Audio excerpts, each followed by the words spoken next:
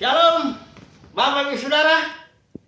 Kita melanjutkan kembali studi kristalisasi masih Injil Lukas. Kali ini kita angkatkan tema kedatangan anak manusia, ya, atau kedatangan kerajaan sorga, ya. Kita lihat dari Lukas pasal ke-17, ya. Di sini judulnya LAI bikin kedatangan kerajaan Allah, ya. Ini dimulai dari pasal 17 ayat 20, ya. Dan dia potong, ada di sini perumpamaan hakim yang tidak benar, ya, cerita janda ini pasal 18.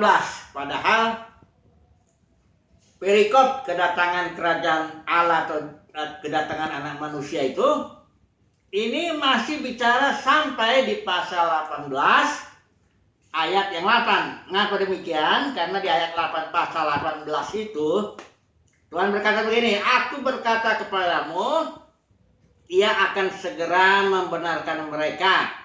Akan tetapi," perhatikan ini, "jika anak manusia itu datang, adakah ia mendapati iman di bumi?" Jadi masih pembicaraan mengenai kedatangan anak manusia, ya. Justru nanti di pasal 8 ayat 1 sampai pasal ayat 8 ini, bagian terakhir ini akan menjadi suatu kesimpulan bagi kita apa yang harus kita kerjakan untuk menantikan kedatangan anak manusia ini, ya. Karena ada orang-orang menanti-nantikan, tinggalkan semua jabatan, tinggalkan pekerjaan, tinggalkan apa ini. Katanya Tuhan sudah mau datang. Saya baru lihat video itu mangapin si buaya. Yang di Bandung itu dia tetapkan tanggalnya. Semua orang, ada yang dari Jayapura itu datang. Aduh, meninggalkan semuanya. Tapi ini kita lihat. Oke. Kita akan masuk, ya, kita akan bahas 3 bagian di sini, 3 hal. Yang pertama kita akan bahas di mana kerajaan sorga itu, ya. Yang kedua kita akan bahas kedatangannya di sini dibilang seperti kilat, pasal 17 ayat 24, ya. Yang mengatakannya demikian, "Sebab sama seperti kilat memancar dari ujung langit yang satu ke ujung langit yang lain, demikian pula lah kelak halnya anak manusia pada hari kedatangannya." Jadi kita akan bahas ini. Yang ketiga kita akan bahas mengenai rapture, karena di sini ada ayat-ayat yang dipakai oleh pendukung ajaran rapture atau keterangkatan itu di sini. Ya, ada 34 pasal 17. "Aku berkata kepadamu, pada malam itu ada 2 orang di atas satu tempat tidur. Yang seorang akan dibawa dan yang lain akan ditinggalkan." Yang dibawa itu yang diangkat maksudnya. "Ada 2 orang perempuan bersama-sama menghilang. Yang seorang akan dibawa, diangkat gitu secara jasmani, dan yang lain akan ditinggalkan." Nah, ini nanti kita akan bahas ini ayat ini, ya. Saudara akan lihat bahwa ajaran rapture itu kebalikan daripada apa yang Alkitab ajarkan. Mari kita melihat dulu, ya. Nomor 1 dulu. Di mana kerajaan sorga itu? Karena ada banyak konsep, saya sudah sering mengulang-ulang ini karena ini sudah terlalu sangat berakar dalam dunia kekristenan. Kerajaan sorga itu sorga itu yang berbentuk kerajaan dunia ya sana. Mereka anggap tempat di dalam dimensi jasmani ini atau dimensi ruang dan waktu kalau ilmuwan bilang, atau di alam semesta inilah. Suatu tempat entah di mana, katanya jalan-jalannya dari Mars, dan orang di sana kerjanya nyanyi-nyanyi terus, gak karu-karuan selama-lama di sana katanya, sebab kalau khotbah itu membosankan. Ini konsep konyol sekali.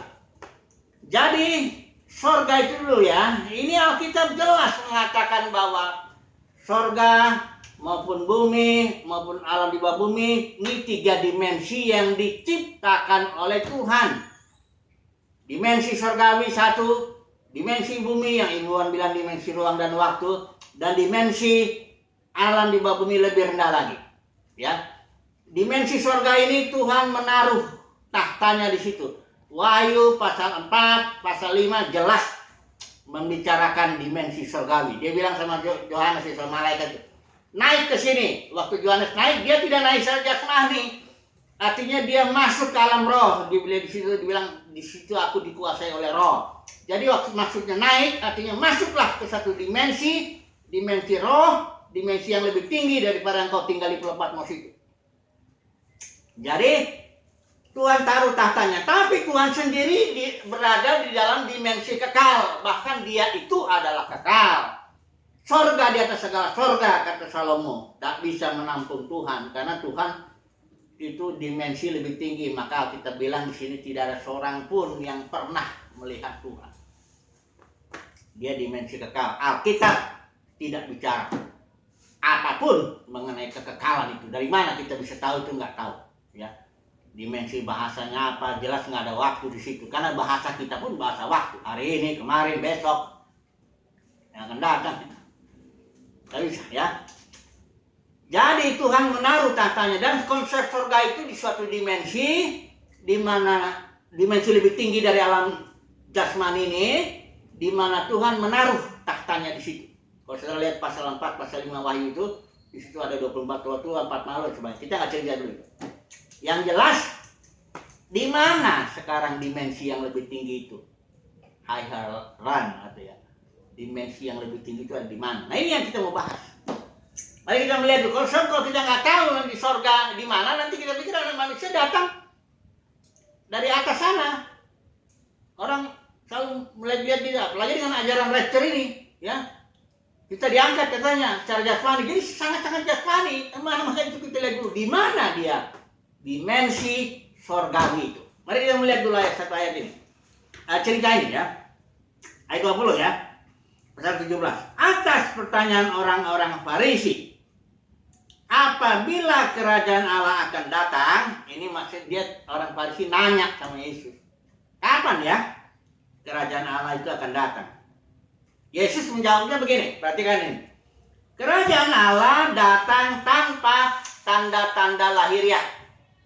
Entah itu tandanya ini, walaupun memang di akhir zaman dikasih tahu, kita bilang 2 Timotius 2 itu, pasal 3, ayat 1-9. Kondisinya, tapi tidak bisa dibilang tanda-tanda lahiriah, ya. Orang nggak bisa bilang, oh lihat ya di sini enggak, ya. Sebab sesungguhnya kerajaan Allah yang terjemahan LI, ya, ada di antara kamu. Ini kata di antara ini, istilah ini berasal dari istilah Yunani entos. Entos itu hanya 2 kali dipakai dalam perjanjian baru. Yang pertama di Matius 23 yang Yesus bilang, bersihkanlah cawan sebelah luar, bersihkanlah cawan sebelah dalam, maka sebelah luarnya pun bersih. Ini Matius 23 itu. Yang teguran Yesus itu kepada orang Farisi, ya. Artinya bersihkanlah cawan entos. Entosnya cawan itu bersihin dulu, baru yang luarnya otomatis bersih. Nah, sekarang entos ini, nah begini. Kita mau coba sedikit studi kata secara singkat saja. Suatu istilah kata itu, ya, makna suatu istilah itu ditentukan oleh konteksnya. Atau saya bikin kalimatnya begini. Makna suatu istilah ditentukan oleh bagaimana istilah itu digunakan dalam suatu kalimat. Karena konteks nanti atau kalimat itu nanti yang akan memberi makna. Makanya kalau di kamus itu juga ada satu istilah misalnya, itu maknanya banyak. Kalau kamusnya bagus, dalam setiap makna itu dia kasih konteks kalimat. Kalau dalam kalimat, kalau istilah ini masukin di kalimat ini, nah artinya ini. Kalau istilah ini dimasukin di kalimat yang lain, artinya ini. Jadi, sekali lagi, makna suatu istilah ditentukan oleh konteksnya, ditentukan oleh bagaimana istilah itu digunakan dalam suatu kalimat. Perhatikan di sini. Di Matius 23, ya. Kita lihat di sini.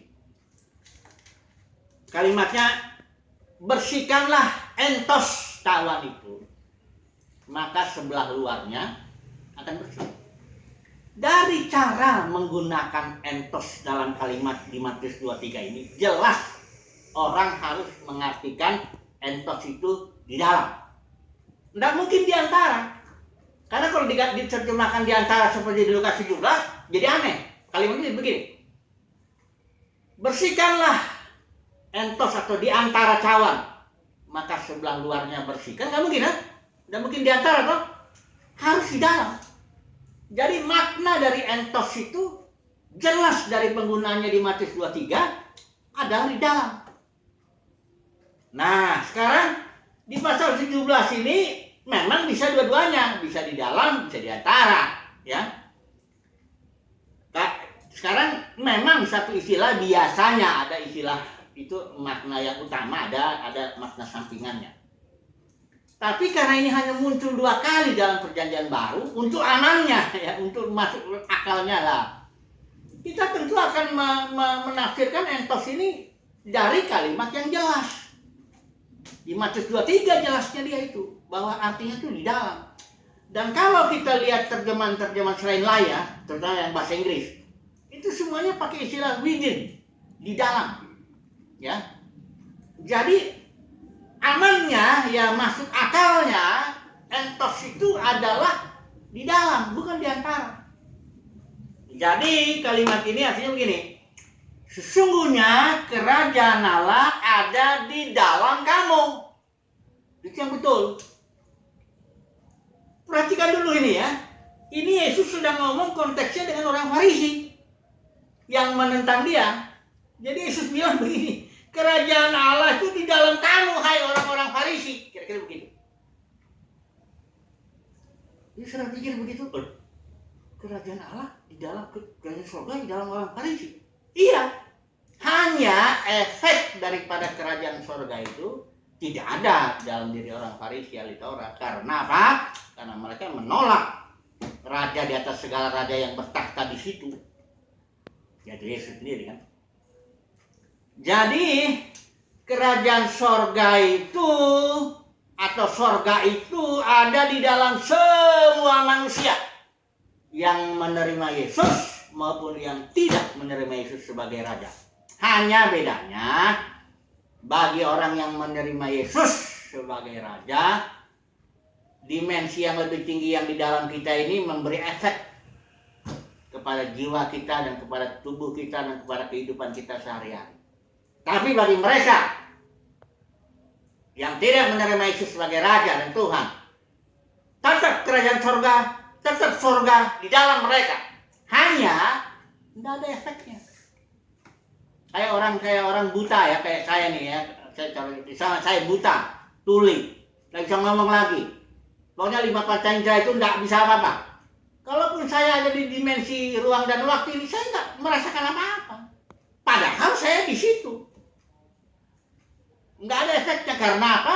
Karena saya nggak punya indera untuk mengecap, ya, merasa, mencium, melihat dan sebagainya itu. Dimensi itu. Begitu juga orang Farisi ini. Kerajaan surga atau surga ada dalam diri orang Farisi itu. Cuma mereka nggak punya indera. Inderanya itu iman. Kita bisa menyentuh itu. Atau roh kita lah. Organ yang bisa menyentuh itu. Oke, ya. Jadi kerajaan surga ada di dalam semua orang. Hanya orang yang percaya, yang ada iman, dia bisa menikmati lah, atau ngefek lah istilahnya, kerajaan surga itu. Nah, karena kerajaan surga itu ada di dalam kita, maka kedatangan anak manusia itu haruslah bersifat spiritual, bukan jasmani. Nanti kita lihat ini ayat-ayat berikutnya ini. Nah, orang menafsirkan jasmani, ya, itu jadi kacau. Ya, mari kita melihat dulu yang kedua, poin kedua. Ya. Jadi poin pertama ini sudah selesai dulu. Pertanyaannya, di mana kerajaan surga? Ini kuncinya soalnya. Kalau kita sudah bilang kerajaan surga suatu tempat, nun jauh di sana, barangkali dekat matahari kali. Ya, kalau kedatangan anak manusia, konsep kita pastilah secara jasmani dia datang itu, gitu, ke bumi ini, kelihatan gitu. Ini kacau udah. Ya, habis kacau. Nanti tambah lagi generator, ngangkat lagi saja ke aku. Nanti saya mau bicara ini yang kedua, ketiga. Oke. Jadi yang pertama, kerajaan surga ada di dalam kita. Otomatis ya implikasinya bahwa kedatangan Tuhan pastilah bersifat spiritual di dalam batin. Ya, segala sesuatu ajaran yang di luar, ini terlalu banyak ajaran di luarnya, apalagi yang hobinya tanda-tanda itu. Antikristus lah dibilang 66-nya tandanya semua jasmani. Nanti sebentar lagi vaksin ini apa? Saya baru nonton ke video Jokowi bilang saya yang pertama nanti divaksin. Nanti orang yang mikirin jasmani ini, tafsiran jasmani ini, pasti dia macam-macam ceritanya itu. Ya. Nolak vaksin lah atau inilah macam-macam, udah ya, kita harus terlalu banyak ngomong itu. Yang penting di sini kita bilang kerajaan surga di dalam kita, dan otomatis secara implikasinya itu anak manusia itu pun akan datang secara spiritual. Oke. Poin kedua, karena kita bicara kedatangan anak manusia ini yang diumpamakan di sini seperti kilat katanya. Mari kita melihat dua ayatnya yang kita baca tadi, pasal 17 ayat 24. Sebab sama seperti kilat memancar dari ujung langit yang satu ke ujung langit yang lain, demikian pula lah kelak halnya anak manusia pada hari kedatangan. Ini istilah kilat ini agak nggak pas. Karena kesannya kalau kilat itu jadi berarti soalnya dari satu tempat ke tempat yang lain, artinya secara jasmani cut begitu datang begitu ya, seperti kilat begitu ya. Bukan kilat terjemahan. Ini istilah Yunani daripada yang diterjemahkan kilat ini adalah astrape yang dipakai 9 kali dalam Perjanjian Baru, yang termasuk yang ayat yang cocok dengan ini yaitu di Matius 24 ayat 27. Dia pakai istilah astrape juga. Kedatangan anak manusia seperti kilat yang terbit yang dari timur ke barat, di sini dibikin ayatnya begitu. Nah, tapi kita fokus dulu ke sini. Astrape itu saya udah nulis tentang ini detailnya ya, ada 30 topik kecil tentang kedatangan surga. Jadi kalau saudara mau meneliti atau berminat ya nanti bikin aja emailnya, ntar saya kirim apanya tulisannya. Tapi yang untuk yang ini kita cepat saja. Astrape itu Strong Concordance itu mendefinisikannya, maupun para ahli percaya terjemahan daripada astrape yang tepat itu bright shining, artinya sinar yang memancar, yang terang itu, yang menyinari, of light, dari suatu sumber terang. Jadi terjemahan astrape yang tepat itu adalah sinar terang yang berasal dari sumber terang. Ya. Nah ini astrape juga dipakai di Lukas 11 ayat 36 yang bicara soal pelita itu. Ya. Jadi sama seperti pelita menerangi hidupmu, menerangi tubuhmu. Jadi sumber terangnya pelita. Bright shiningnya ini sinar terangnya itu. Jadi kedatangan Tuhan itu bukan, jangan diterjemahkan kilat, ya. Kedatangan Tuhan itu seperti sinar terang dari suatu sumber terang. Kira-kira begitu, ya. Nah, apa artinya ini? Siapa sumber terang ini?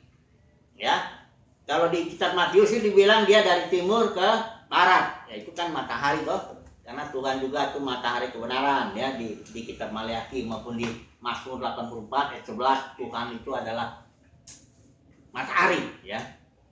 Jadi kedatangan anak manusia itu seperti matahari dalam batin kita, menerangi terus makin terang ya. Karena matahari itu kan gitu kan, makin terang. Makanya kita bilang di kitab Amsal dibilang jalan orang benar seperti cahaya fajar yang kian bertambah terang. Kenapa orang benar tambah terang batinnya?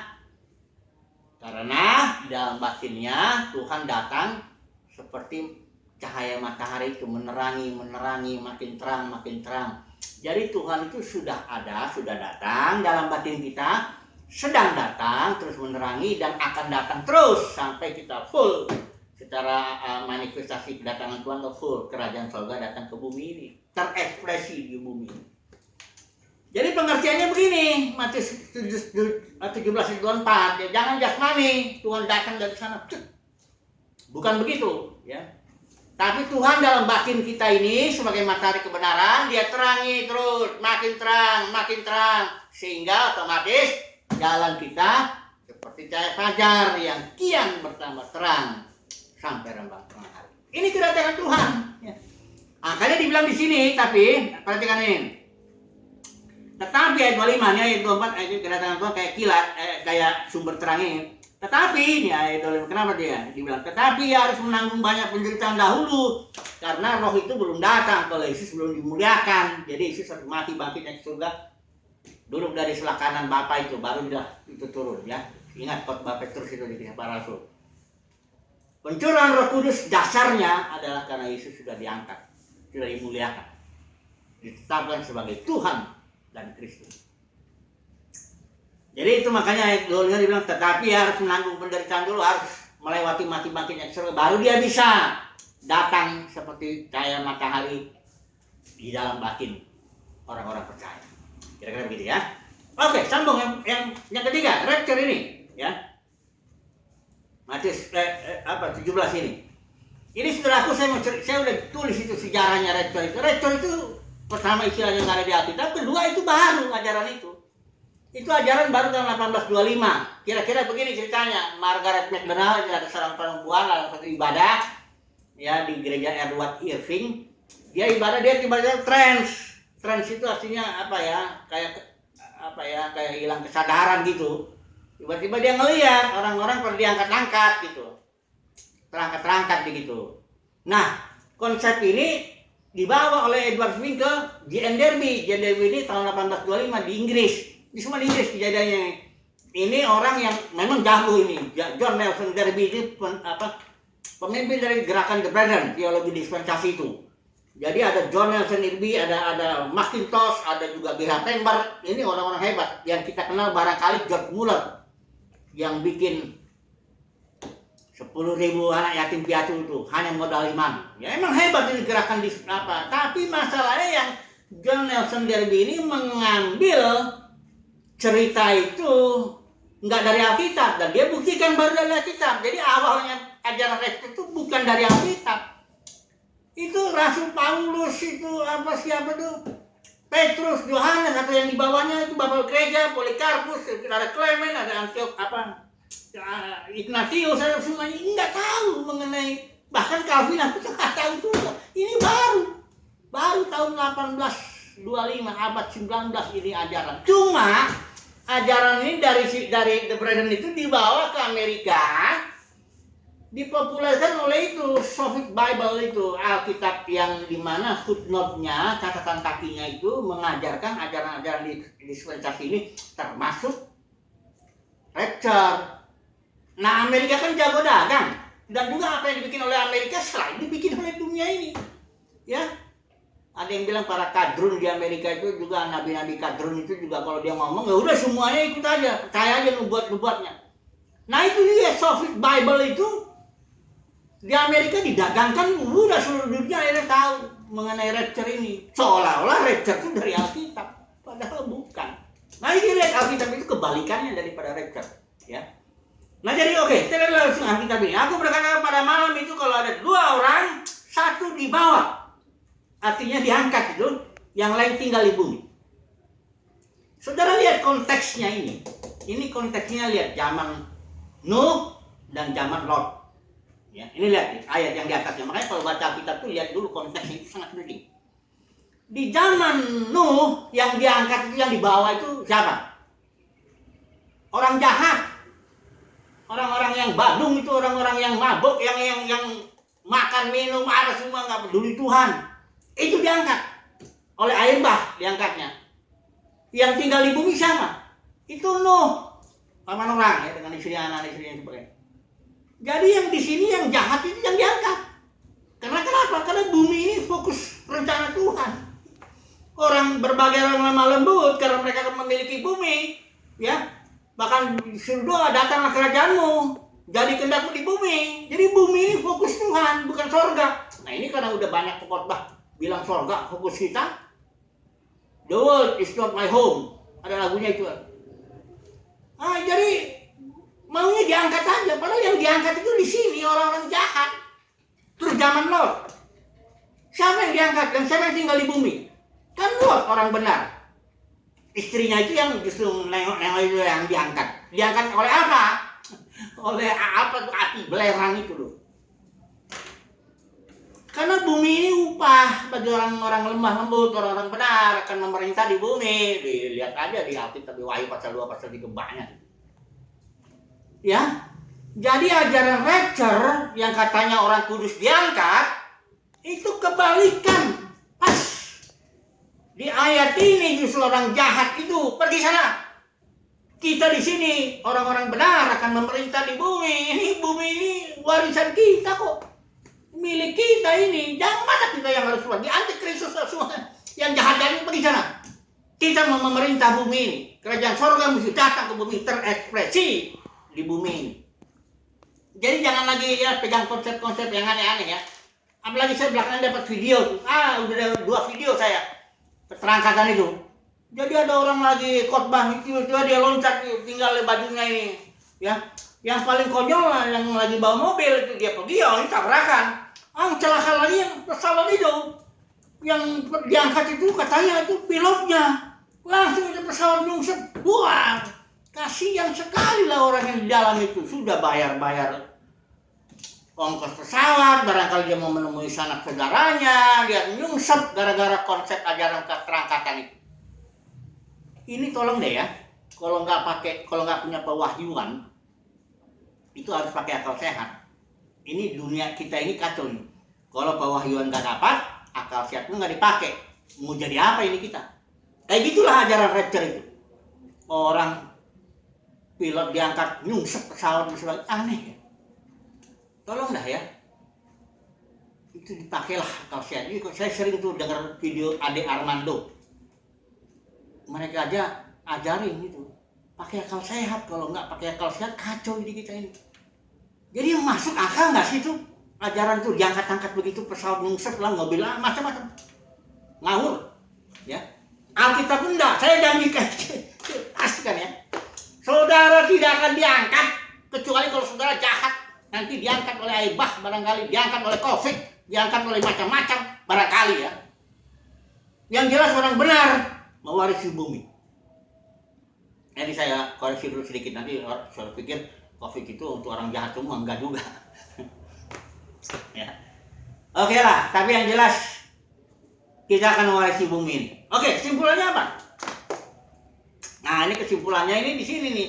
Wahyu Lukas yang 18 ini.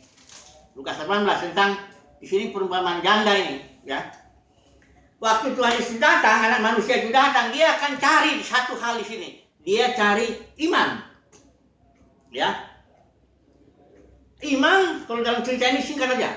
Iman yang diekspresikan melalui doa atau satu perbuatan doa yang tidak jemu-jemu. Janda ini bilang, bela aku. Dia ini seorang yang kejepit, posisinya rendah. Dia punya perkara yang dia nggak bisa lawan musuhnya ini. Cuma ini hakim ini, hanya hakimnya ini jahat. Tapi ini kan apanya, Tuhan tuh digambarkan sebagai hakim, ini kebalikannya gitu. Kalau hakim ada yang jahat ini pada akhirnya dia membela perkara janda, masakan Tuhan tidak bela perkara orang pilihannya. Jadi orang pilihannya memang posisinya janda itu. Kayak Yesus posisinya itu janda di hadapan mahkamah agama itu. Ya bukan berarti dia nggak bisa dibilang panggil 12 legion itu hantam ini semua bisa, tapi dalam secara manusia untuk menjalankan dakwaan karena firman Bapa itu dia dalam posisi janda, lemah ya. Dan dia dihakimi gitu, tampar itu dia mati. Nabi-nabi juga begitu, orang-orang kudus juga begitu, mengalami posisi karena firman Tuhan, posisinya lemah. Saya udah cerita pernah Maria, karena intervensi daripada Roh Kudus, posisinya sangat hina, bahkan hamil di luar nikah. Nanti kalau dia ngomong, saya hamil karena Roh Kudus, udah lebih dari zaman Adam sampai zaman ini, tidak ada orang hamil karena Roh Kudus. Nanti kalau di Maria ngomong gitu salah. Yusuf pun udah mau ceraikan dia, tapi karena Yusuf dikasih tahu sama malaikat, maka dia mau terima Maria itu. Jadi posisi karena firman Tuhan, Rasul Yohanes juga posisinya janda karena firman Tuhan ada perkara. Dia hanya bisa berdoa, belalah Tuhan perkaraku, hanya kepada Tuhan. Tapi masalahnya di sini contoh janda ini dia tekun terus. Ya. Adakah iman yang terekspresi melalui perbuatan doa yang tekun seperti itu? Itu yang Tuhan mau cari. Banyak orang ngomong saya punya iman. Iman apa? Iman itu harus diekspresikan melalui perbuatan. Doa yang tekun untuk membela perkara kita karena firman Tuhan. Begitulah, ini saya penutup nih. Untuk panjang saya bicara ya. Semoga bagi saudara jadi berkat lah ya. Merenungkan lagi lah ya orang-orang yang terutama yang punya konsep-konsep yang aneh, rapture itu ya. Ini macam-macam inilah. Oke, puji Tuhan. Haleluya. Amin.